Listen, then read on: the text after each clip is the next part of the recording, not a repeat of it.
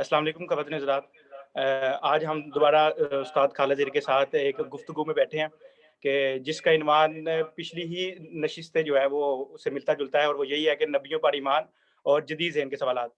पिछली नशिस्त में हमने काफ़ी ज़्यादा सवालात को ज़ेर बहस लाया था कि क्यों नबी क्यों ज़रूरी हैं, या नबी पर ईमान लाना क्यों ज़रूरी है, और नबी क्या होते हैं, नबी और रसूल में क्या फ़र्क होता है। इस तरह के हमने मुख्तलिफ मौज़ूआत को हमने ज़ेर बहस लाया था।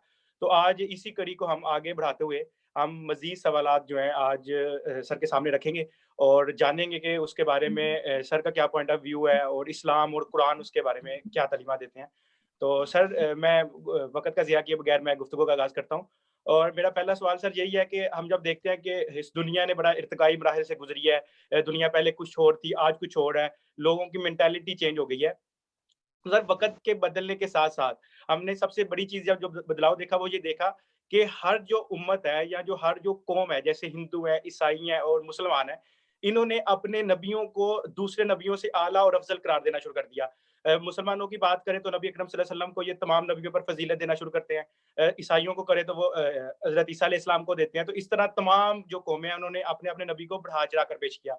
तो सर, सवाल बुनियादी ये है कि क्या अल्लाह ताला ने इनको ये फ़ज़ीलत अता की थी, या ये सिर्फ़ महज़ जो है हमारी क़यास आराइयाँ, और हमने सिर्फ़ अपनी ही दिली तस्कीन के लिए इन नबियों को ऊपर एक दूसरे के ऊपर तरजीह दी हुई है? देखिए, ये जो मसला पैदा हुआ है, ये भी उन्हीं मसाइल में से एक है कि जिसकी वजह ये बनी कि लोगों ने कुरान मजीद को ध्यान से तदब्बर के साथ नहीं पढ़ा।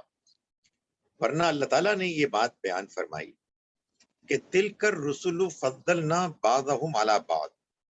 ये रसूल जिनका हमने तज़किरा किया, इनमें से हमने बाज़ों को बाज़ों पर बाज़ मामलात में फ़ज़ीलत दी। अब कोई मुझ पर ये एतराज़ कर सकता है कि ये बाज़ मामलात कहाँ से आ गए?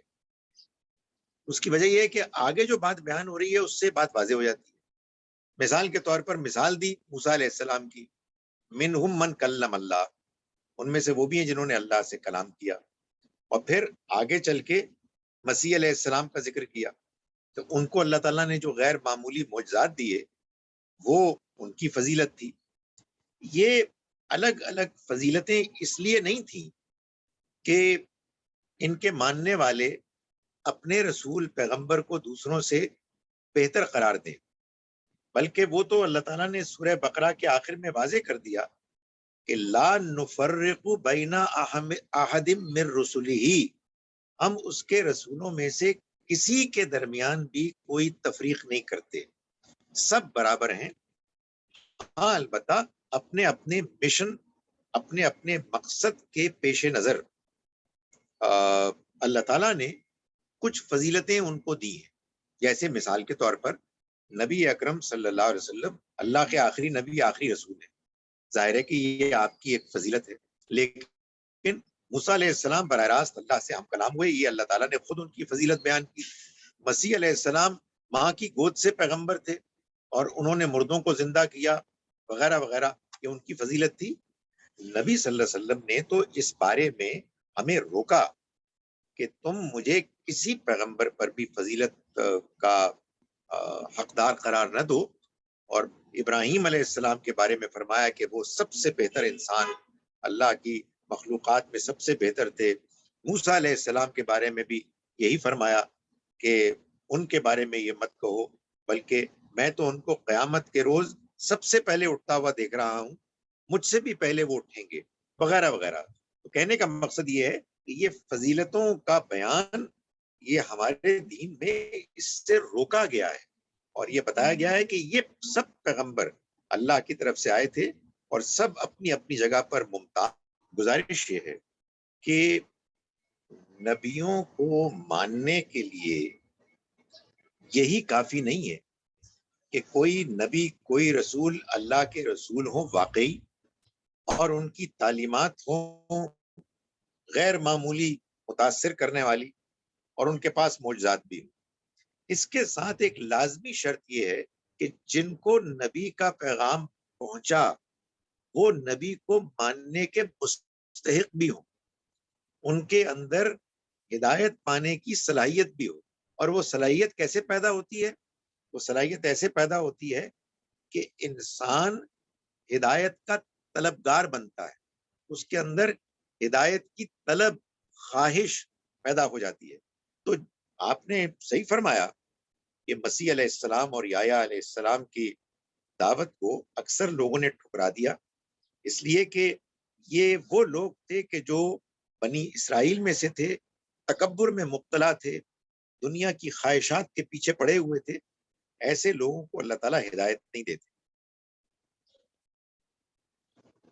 جی سر اب نور اللہ جو ہے وہ سوال کریں. سر نبی کی فطرت اور ایک عام انسان کی فطرت میں کیا ڈفرینس ہے؟ نبی کی فطرت عام انسان ہی کی طرح کی فطرت ہوتی ہے، صرف فرق یہ ہوتا ہے کہ آپ جس فطرت کو لے کے آئے ہیں، ہمیں بھی آزادی ہے کہ ہم اپنی فطرت کو نکھاریں، بہتر سے بہتر بنائیں، اس کو خارج کے شیطان کے نفس کے حملوں سے بچائیں. ہم نہیں بچا پاتے، غلطیاں ہوتی ہیں، گناہ ہوتے ہیں، اللہ سے معافی مانگتے ہیں، اور یوں ہم سٹرگل کرتے ہیں. نبیوں کو بھی اسی طرح سے نفس کے میلانات ملے، شیطان کے حملے ہوئے، مگر انہوں نے جس طرح سے ان منفی رجحانات کا مقابلہ کیا، اللہ تعالیٰ نے اس وجہ سے ان کو چن لیا. یعنی گویا کہ وہ ہماری طرح کے انسان تھے، لیکن ہماری طرح کے انسان ہونے کے باوجود ان کے اندر جو انسانی کمزوریاں تھیں اور ان کو جو آزادی ملی، انہوں نے اپنی آزادی کا صحیح استعمال کر کے ان کمزوریوں پر قابو پایا، اور اس کے نتیجے میں وہ اللہ تعالیٰ کے پسندیدہ بن گئے، اور اللہ نے ان کو چن لیا اپنے اس اعلیٰ مقصد کے لیے، کہ جس مقصد کے تحت پھر اس نے ان کے ذریعے سے انسانوں تک اپنا پیغام پہنچایا. جی سر سر ایک دیکھتے ہیں ہم کہ حضرت آدم علیہ السلام سے اس دنیا کی ابتدا ہوتی ہے. تو سر ہم نے ہمارے نصابوں میں، ہماری کتابوں میں ہمیں یہ ایک چیز پڑھائی جاتی ہے کہ نبی جو ہے وہ بہت معصوم ہوتے ہیں اور وہ گناہوں سے پاک ہوتے ہیں. مگر ہم دیکھتے ہیں کہ قرآن میں ہمیں دو جگہوں پہ آتا ہے کہ حضرت موسیٰ علیہ السلام کا ذکر آتا ہے سورۃ القصص میں، آئی تھنک، کہ جس میں وہ کہتے ہیں جی انہوں نے غلطی سے ایک انسان کو قتل کر دیا، اس کو گھونسا مار کے. سر دوسرا ہمیں آتا ہے سورۃ البقرہ میں آتا ہے کہ حضرت آدم علیہ السلام نے جب وہ پھل کھا لیا درخت کا تو انہوں نے بھی گناہ کے مرتکب ہو گئے. تو سر جو ہماری نصاب میں پڑھایا جاتا ہے کہ جو نبی ہیں وہ معصوم ہوتے ہیں اور گناہوں سے پاک ہوتے ہیں، تو کیا صرف بات قرآن کی روح سے دیکھی جائے تو کیا یہ بات درست ہوتی ہے، یا پھر کیا نبی بھی گناہ کا ارتکاب کر سکتا ہے؟ دیکھیں، ایک تو یہ کہ یہ جو بات بیان ہوتی ہے، یہ بات ایسے نہیں ہے. نبیوں سے بھی غلطی سرزد ہو سکتی ہے، نبیوں سے بھی غلطیاں ہوئیں، مگر نبیوں میں اور ہم میں فرق یہ ہے کہ ان سے اگر کبھی غلطی ہوئی تو وہ ان کے پیغمبری کے ذمہ داری نبھانے سے پہلے، اس خاص کیٹیگری کو شامل ہونے سے پہلے ان سے بعض وہ غلطیاں ہوئیں جس پر وہ بہت نادم ہوئے، بہت پچھتائے. جیسے آدم علیہ السلام کی مثال ہے، یا موسیٰ علیہ السلام کی مثال ہے. پیغمبر بن جانے کے بعد بھی ان سے غلطیاں ہوئیں، مگر ایک تو یہ کہ وہ غلطیاں نفس کی جانب سے نہیں تھی، بلکہ خیر میں وہ آگے بڑھ گئے. بھائی اچھائی، بھلائی اور خیر میں بھی تو یہ ہوتا ہے نا کہ آدمی کو ایک میانہ روی کا راستہ اختیار کرنا چاہیے. اگر انسان اس میں بھی بہت آگے بڑھ جائے تو یہ بھی غلطی ہوتی ہے. اللہ تعالیٰ نے اپنے نبیوں کو جب ان سے اس طرح کی کوئی غلطی ہوئی جس میں وہ خیر میں بہت آگے بڑھنے کے اس معاملے میں پڑھنے کی وجہ سے توازن ٹھیک نہ رہا، تو اللہ نے پھر ان کو روک لیا. یہ ہے اصل میں ان کی عصمت. یہ اللہ کی طرف سے ان کو، چونکہ وہ معیار ہوتے ہیں، کیونکہ وہ آئیڈیل ہوتے ہیں، اس وجہ سے اللہ تعالیٰ ان سے وہ غلطیاں بھی نہیں ہونے دیتا. جیسے مثال کے طور پر ظاہر ہے کہ انسانوں کے ساتھ ہمدردی، نرمی، درگزر بہت اچھی چیز ہے۔ نبی صلی اللہ علیہ وسلم کے اندر یہ آخری درجے میں کوٹ کوٹ کر بھری ہوئی تھی۔ اسی وجہ سے ایک موقع پر جب کچھ منافق آپ کے پاس آئے اور انہوں نے آپ سے بہانہ بنا کر یہ اجازت مانگی کہ یہ جو غزوہ تبوک میں ہمیں شامل ہونے کے لیے کہا گیا ہے، ہماری کچھ مجبوریاں ہیں، تو آپ ہمیں اجازت دے دیں، تو اللہ تعالیٰ نے اس پر یہ فرمایا کہ اے پیغمبر، عفا اللہ عنکا، اللہ آپ کو معاف کرے، لما اذنت لہم، آپ نے ان کو کیوں اجازت دی؟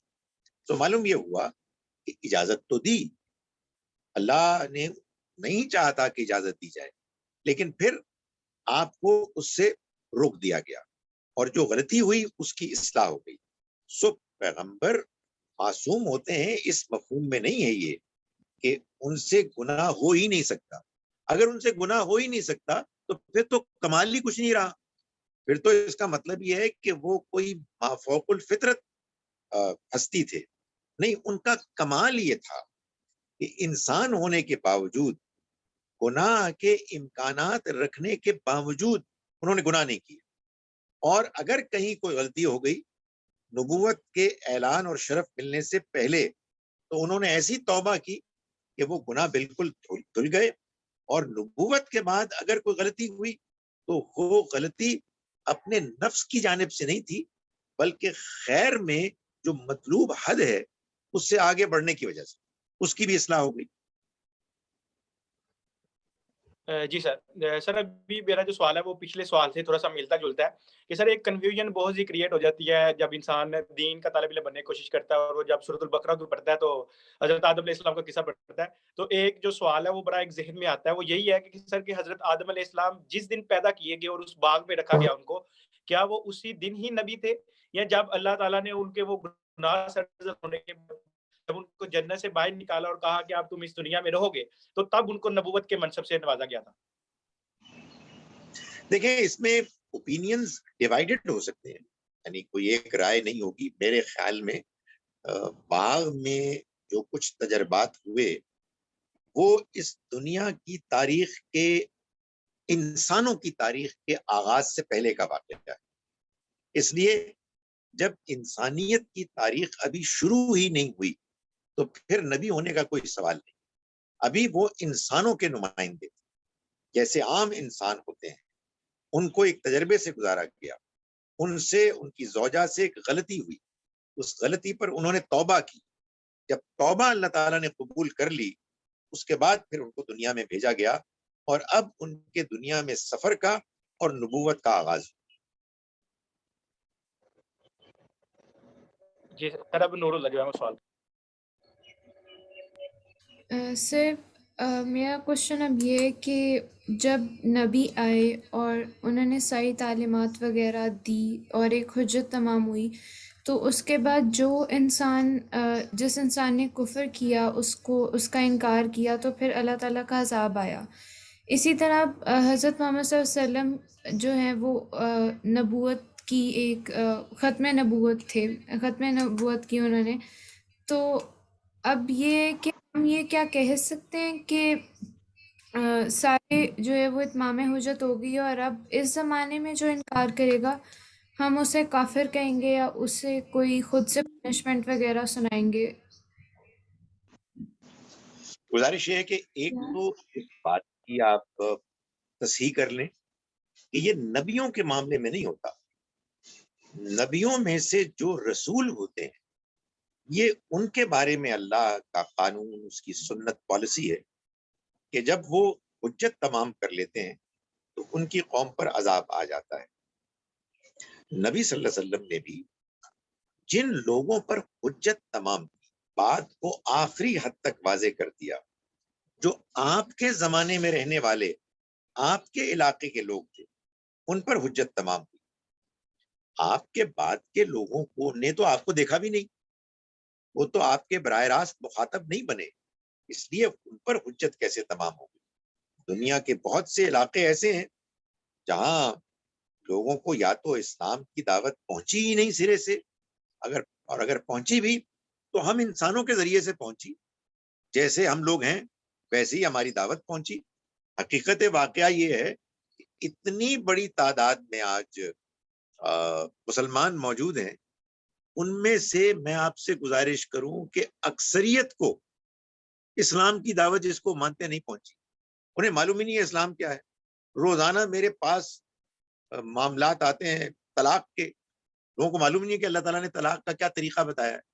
تو بھائی جب مسلمانوں کو یہ دعوت نہیں پہنچی ٹھیک طرح سے تو غیر مسلموں کو کیسے پہنچی ہے؟ اس لیے رسولوں کا معاملہ اور ہوتا ہے، ان کے آنے کے بعد بات اتنی واضح ہو جاتی ہے کہ جو نہیں مانتا وہ مجرم ہوتا ہے کہ اسے بات سمجھ میں آ گئی ہے اور وہ نہیں مان رہا. چنانچہ وہ نبی کا انکار، رسول کا انکار کرنے والا ہوتا ہے، آخرت کا انکار کرنے والا ہوتا ہے، اور اللہ کا انکار کرنے والا ہوتا ہے.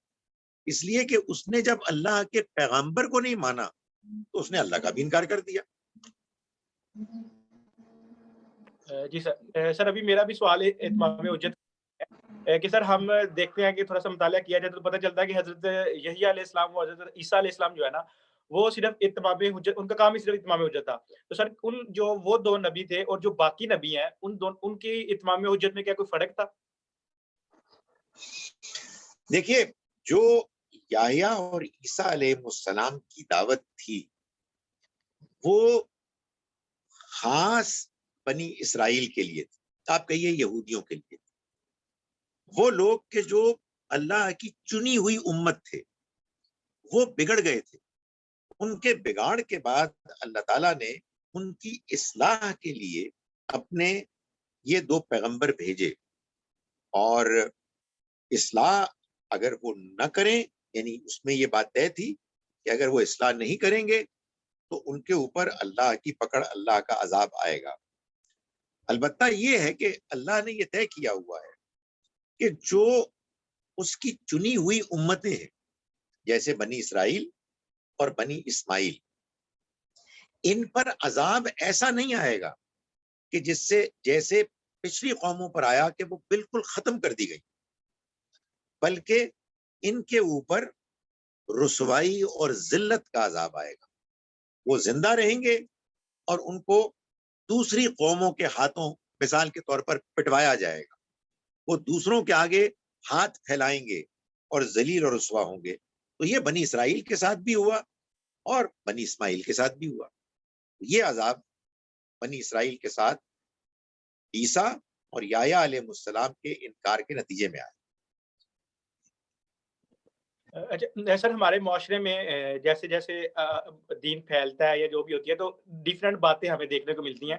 سب سے بڑا عقیدہ جو ہمارے ہاں یہ دیکھنے کو ملتا ہے، جو ہماری نعتوں میں اور اکثر جگہ پہ ملتا ہے کہ جو ہے روز محشر کے دن، جزا و سزا کے دن جو ہے نا، نبی اکرم صلی اللہ علیہ وسلم ہماری شفاعت کریں گے. اس کے لیے وہ احادیث کا حوالہ لے کے آتے ہیں کہ جو کلمہ گو ہوا تو وہ جنت میں چلا گیا. اس طرح کچھ روایات آتی ہیں.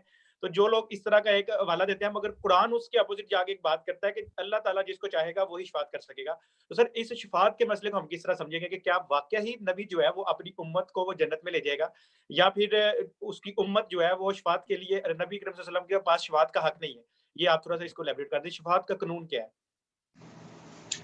قرآن مجید سے اگر آپ بات کو سمجھنے کی کوشش کریں گے تو بات بالکل واضح ہو جائے گی، اور یہ بھی واضح ہو جائے گا کہ غلط فہمی ہوئی کیوں. قرآن مجید میں اللہ تعالیٰ نے یہ بات واضح کی ہے کہ آخرت میں کوئی سفارش نہیں، کسی کی سفارش نہیں. یہ اللہ کا فیصلہ ہے. سورہ بقرہ میں بیان کیا گیا ہے، اور سورہ بقرہ ہی میں نہیں، ہر جگہ بیان کیا گیا ہے. سورہ انفطار آخری سورتوں میں سے ایک ہے. فرمایا کہ یوم لا یملک نفس لنفس شیئا، جس دن کوئی انسان دوسرے انسان کے بارے میں کوئی اختیار نہیں رکھے گا. والامر یومئذ للہ، اور سارا فیصلہ اس دن اللہ کا ہوگا. البتہ یہ ہے، قرآن نے یہ اشارہ بھی کیا کہ ایک خاص سفارش ہوگی جو اللہ کے بتائے ہوئے اس اصول کے خلاف نہیں ہوگی، بلکہ یہ وہ سفارش ہوگی کہ جس کی اجازت اللہ دے گا. تو بھائی کیوں دے گا؟ اس کی وجہ یہ ہے کہ اصل میں اللہ تعالیٰ نے جس طرح سے کہ حساب کتاب کا قیامت کے روز معاملہ طے کیا ہوا ہے اس میں موٹی موٹی 3 کیٹیگریز بنتی ہیں انسانوں. وہ لوگ کہ جو بالکل واضح طریقے سے کلیئرلی پاس ہو جائیں گے, جنت میں چلے جائیں گے, اور وہ لوگ کہ جو واضح طریقے سے فیل ہو جائیں گے, جہنم رسید ہوں گے. ایک تیسری کیٹیگری ہوگی کہ جو درمیان کی ہوگی. ہمیشہ مجھے اپنے زمانے کے بچپن کے امتحان کے سسٹم کی مثال بڑی مفید لگتی ہے کہ 33% سے کم فیل ہے, 40% سے زیادہ پاس ہے. 33 سے 40% کے درمیان گریس مارکس کے ساتھ کوئی پاس ہو سکتا ہے اگر ایگزامنر ٹیچر چاہے تو گریس مارکس دے دے. تو اللہ تعالیٰ تو گریس مارکس دینے والے ٹیچر سے کہیں زیادہ گریشس ہے, وہ تو الرحمن ہے. اس نے یہ طے کیا ہے کہ وہ لوگ کہ جو کلیئرلی پاس تو نہیں ہوں گے لیکن بہرحال کلیئرلی فیل بھی نہیں ہوں گے, وہ ایک خاص مارجن پر کھڑے ہوں گے, تو اللہ تعالیٰ ان کو بھی پاس کرنا چاہے گا, لیکن ان کو پاس کرنے کا وہ طریقہ یہ اختیار کرے گا کہ وہ اپنے بندوں میں سے بعض کو منتخب کرے گا اور ان کی عزت افزائی کرے گا تمام محشر میں جمع انسانوں کے سامنے, کہ وہ اس کو کہیں گے کہ اے خدایا تو ان کو معاف کر دے اور ان کو جہنم سے نکال کے جنت میں داخل ہونے کا فیصلہ فرما دے. اللہ تعالیٰ یہ فیصلہ کر لے گا. یہ فیصلہ اللہ تعالیٰ اپنی مہربانی سے کر چکا ہوگا, لیکن وہ شرف بخشے گا بعض لوگوں کو کہ وہ جب اللہ سے یہ درخواست کریں گے جس کی اجازت خود اللہ نے دی ہوگی تو اللہ تعالیٰ ان کی اجازت کو قبول فرمائے گا. لیکن وہ 33% سے کم والے لوگوں کی پیغمبر خود بھی سفارش نہیں کر سکیں گے. جو میں نے بات بتائی ہے یہی بات حدیثوں میں بیان ہوئی ہے اور یہ بات قرآن کے مطابق ہے. اس کو غلط طریقے سے سمجھنے کے نتیجے میں اور قرآن کی روشنی میں نہ سمجھنے کے نتیجے میں وہ غلط فہمیاں پیدا ہوئی ہیں کہ جن کا ذکر آپ بھی کر رہے ہیں. جی سر آپ جو ہے نور الدہ سوال کریں. سر کیا خدا کی معرفت جو ہے وہ نبی کی معرفت کی طرف لے کے جاتی ہے, یا ان دونوں میں کوئی لنک ہے کہ گاڈ ریئلائزیشن جو ہے وہ اگر ہم پونڈر کریں اپنے ارد گرد جو نیچر ہے اور باقی جو کریشن ہے تو اسے گاڈ ریئلائزیشن تو ہو جاتی ہے, لیکن کیا گاڈ ریئلائزیشن کا جو ہے کوئی لنک ہے نبی کی معرفت سے؟ دیکھیے یہ بات آپ نے بالکل صحیح فرمائی کہ ہم جب خود غور کرتے ہیں اپنے گرد و پیش پر, جو اللہ نے ہم کو شخصیت دی ہے اور جو اللہ نے ہم کو دنیا دی ہے, ماحول دیا ہے, جب ہم اس پر غور کرتے ہیں تو ہم کو اللہ کی معرفت حاصل ہوتی ہے. پیغمبر کیا کرتے ہیں, پیغمبروں کو کا لایا ہوا پیغام کیا کرتا ہے؟ پیغام خود کہتا ہے کہ اصل میں یاد دہانی ہے, وہ ہمیں ریمائنڈ کراتا ہے. ریمائنڈ تو اسی چیز کو کرایا جا سکتا ہے نا کہ جو آپ پہلے سے جانتے ہو. ایک معرفت اللہ کو پہچاننے کا ایک جذبہ ہمارے اندر پہلے سے موجود ہے, اور جب پیغمبر اپنا اللہ کی طرف سے پیغام ہم تک پہنچاتے ہیں تو وہ پیغام اس کو مزید تقویت دیتا ہے, اسٹرینگتھن کرتا ہے. اور ہم پیغمبر کی بات کو بھی اسی لیے مانتے ہیں کہ ہم اس کو اپنے اندر کی بات محسوس کرتے ہیں کہ میں نے یہ جانا کہ گویا یہ بھی میرے دل میں جو وہ فرما رہے ہیں وہ اصل میں میرے دل کی بات ہے, میرے دل ہی کی آواز کو وہ زیادہ بہتر طریقے سے پیش کر رہے ہیں. تو ہم پیغمبروں کے لائے ہوئے پیغام کو جب سنتے ہیں, پڑھتے ہیں اور اس پر عمل کرتے ہیں تو وہی اللہ کی پہچان اور معرفت کے جو ہمارے اندر فطری طور پر رکھ دی گئی ہے وہ اور زیادہ نمایاں ہوتی ہے, نکھرتی ہے, بہتر ہوتی ہے.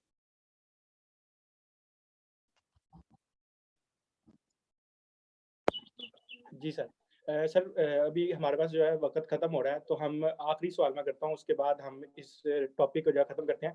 سر ہم نے جب قرآن کا مطالعہ کرتے ہیں تو اس میں ڈفرینٹ چیزیں ہم دیکھنے ملتی ہیں, جیسا کہ حضرت عیسیٰ علیہ السلام کا ہمیں حضرت محمد صلی اللہ علیہ وسلم کے بارے میں ملتا ہے کہ لوگوں نے کہا کہ اب آپ کو نبی تبھی مانیں گے جب آپ ہمیں یہ کام کر کے دکھائیں گے، مطلب ان سے معجزات اور ان سے یہ چیزیں توقع کی۔ تو آج کے دور میں ہم جب دیکھتے ہیں تو آج کے دور میں بھی ہمارا جو رویہ ہے وہ یہی ہے کہ ہم لوگوں کے بارے میں، ہم اپنے نبی کریم صلی اللہ علیہ وسلم کے بارے میں صرف یہی چیزیں وہ کرتے ہیں کہ ہمارے نبی کریم صلی اللہ علیہ وسلم دوسرے سے افضل اور یہ کرامات ہیں۔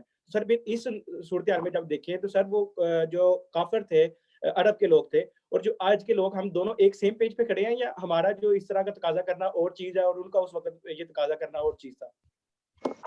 دیکھیں، سیم پیج تو نہ کہیں، ویسے بھی یہ ایکسپریشن کچھ بدنام ہو گیا ہے ہمارے ملک میں، تو میرا خیال ہے کہ ہم کو جو بات جتنی ہے اس کو اتنا ہی بیان کرنا چاہیے۔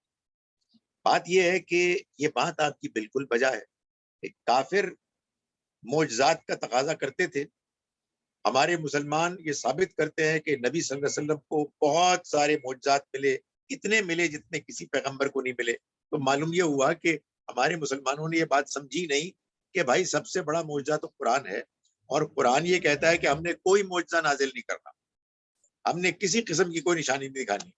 تو یہ تو اصل میں اس بات کی دلیل ہے، اس بات کا ثبوت ہے کہ بدنصیبی سے مسلمانوں نے قرآن مجید کو ڈھنگ سے پڑھا ہی نہیں۔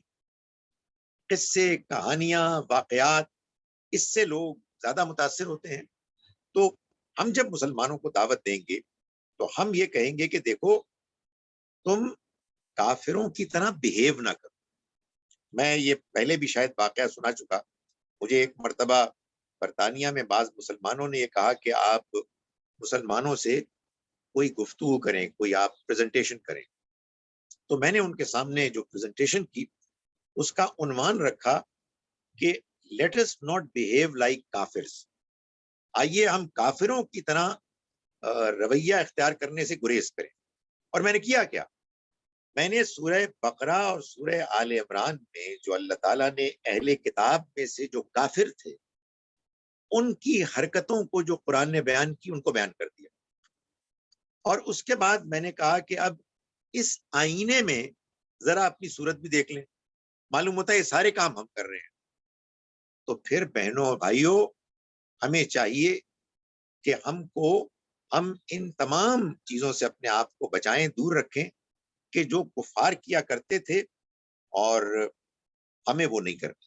بس ہمیں یہ دعوت دینی چاہیے، چنانچہ ہمیں دعوت دینی ہے مسلمانوں کو بھی اور غیر مسلموں کو۔